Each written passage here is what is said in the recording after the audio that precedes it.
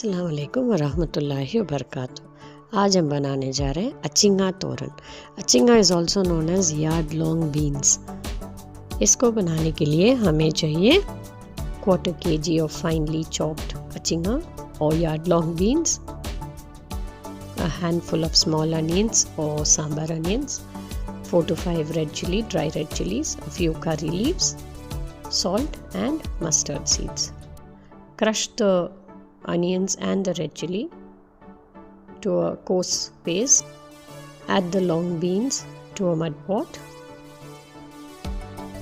Add half a cup of water and 1 teaspoon of salt.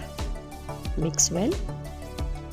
Cover and cook till the beans is done and the water dries up. Crush the dry red chillies and the onions to a coarse paste and keep aside. Meanwhile, let's check on the achinga. Keep stirring in between. Don't cook it till it becomes very soft. See, this much is enough. Keep a small pan for seasoning. Add coconut oil and then add the mustard seeds. Once it splutters, add the curry leaves.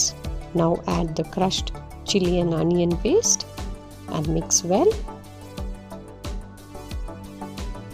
Stir fry till the raw smell goes.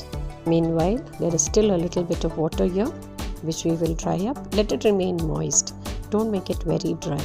Now add the sauteed masala to the beans. This is long beans, not the French beans or string beans.